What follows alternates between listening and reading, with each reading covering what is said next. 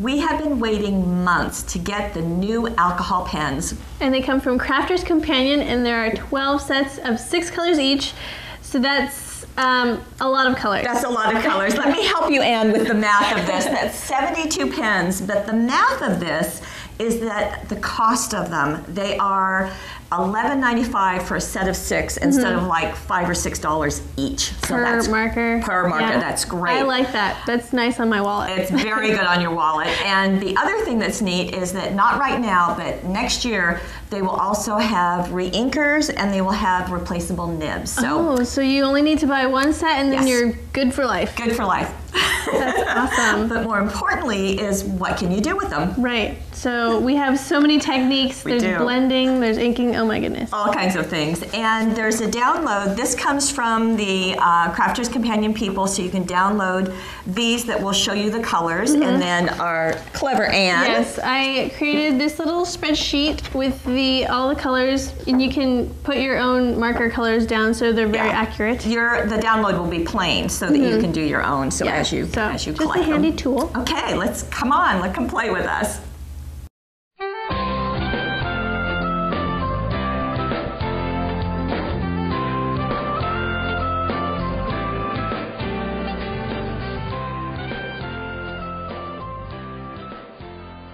Okay, let's take a look. It's taking up all of this space. Yes, it is quite the spectrum. It is quite the spectrum.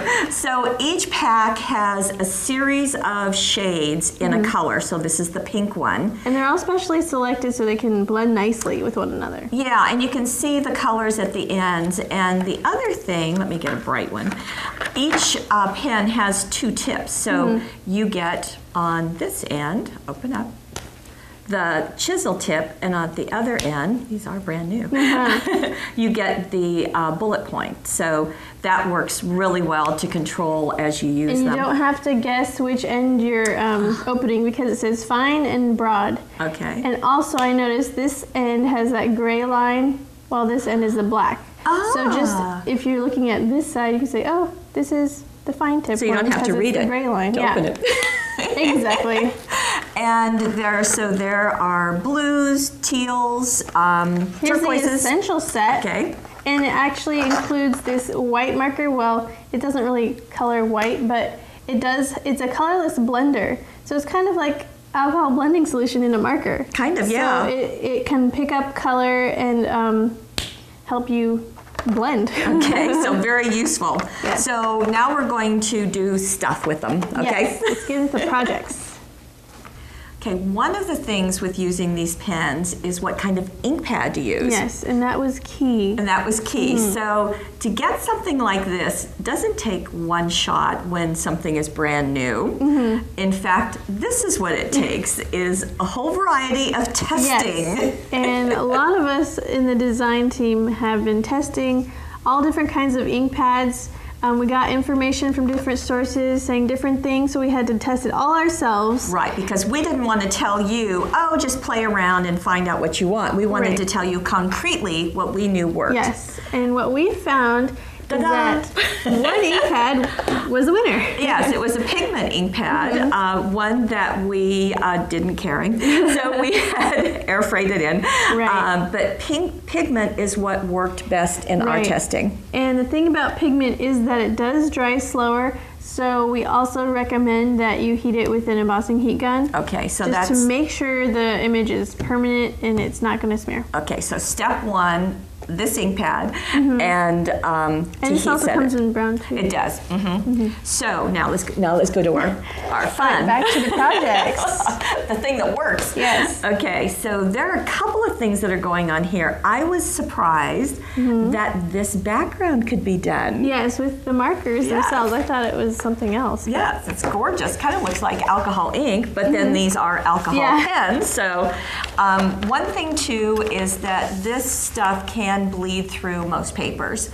So you really want to have a craft sheet to protect your surface. Right, and this is the Pergamano parchment paper, and it's a nice heavy weight, and Lene told me she would recommend using this as opposed to vellum, which is thinner and might kind of buckle. So she wants it heavier. Yeah, so what I'm doing here is just coloring. And you're doodling. I'm doodling.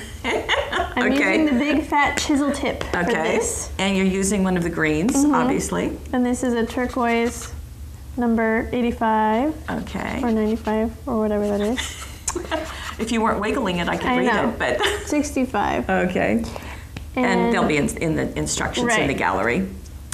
And now I'm going to switch over to my alcohol felt pad and the ink applicator. Okay. And blending solution. Okay.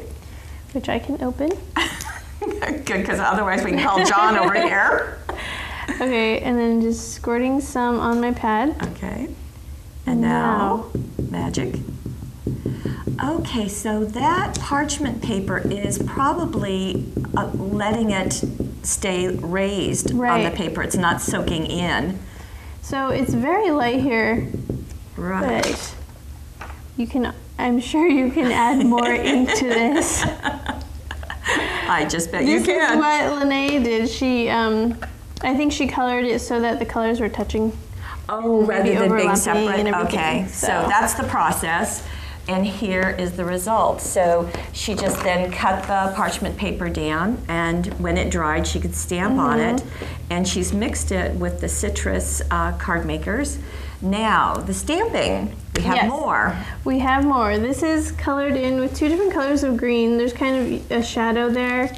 And the roof is 2 different colors of turquoise. And just to give you another look, this is using the Sweet Tweets stamp set. So just you can see that. Okay, so we need to bring this in. Bring the craft sheet in so you can do that. Thank you. Now, so this has been stamped with the pigment and then heat set. Now, when you heat set, are you talking about just kind of just blasting it for a few seconds? Okay, that's what I thought. Yeah. So now you're starting with the turquoise. This is going to be the lighter shade, and I'm going to color in the whole roof.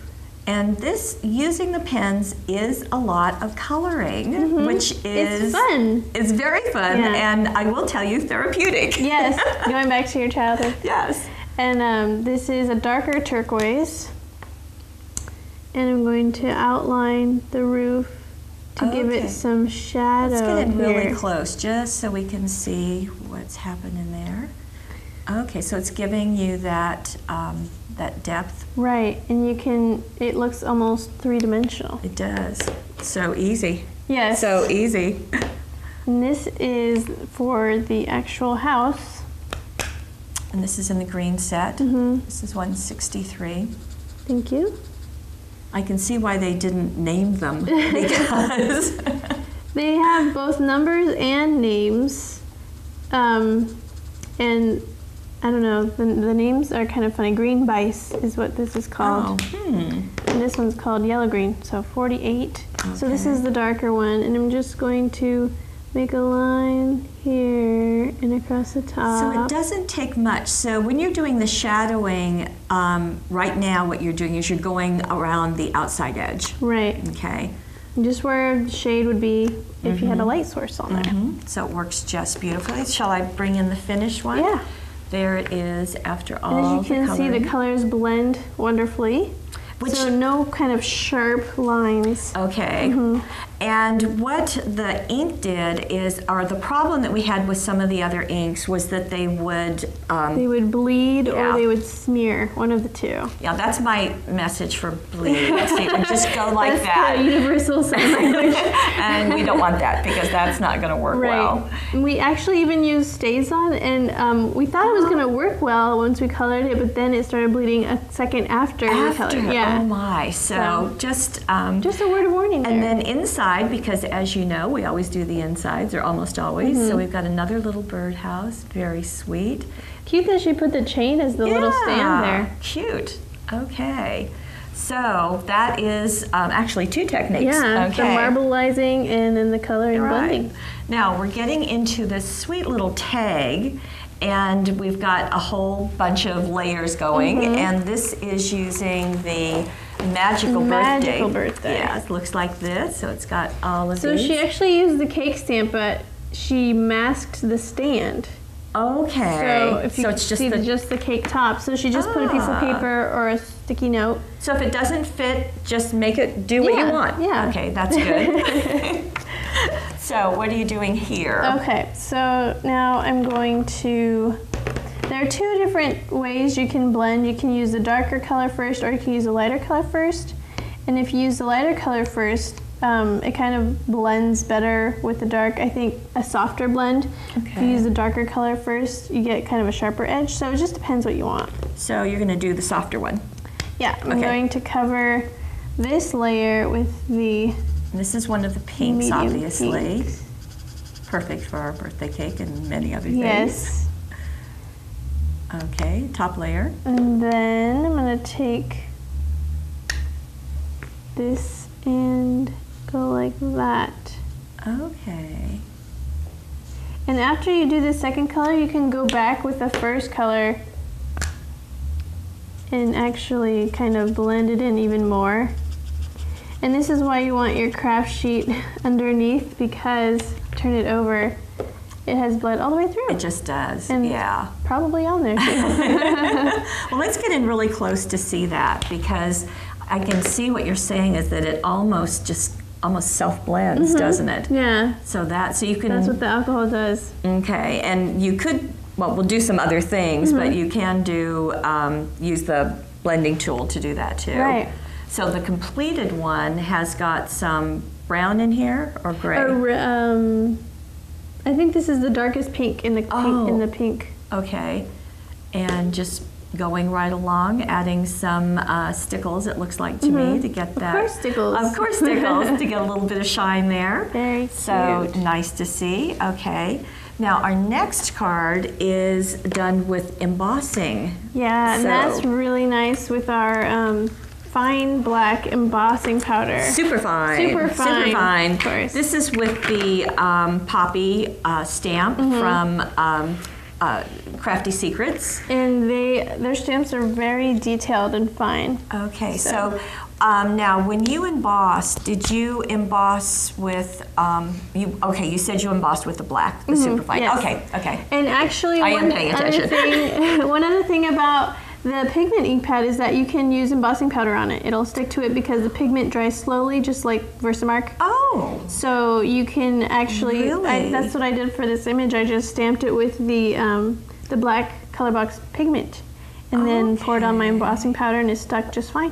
Wow, good to know. Yeah. Okay. Okay, so I'm using the slightly darker shade of purple. So you're going to go darker first this I'm time. going to darker first this time, and I'm going to outline the flower just around the edge of the petals here. You know, shading and highlighting is just a big deal when people are drawing or painting. Yes. And yet it looks like with these, it's pretty easy. It is pretty easy.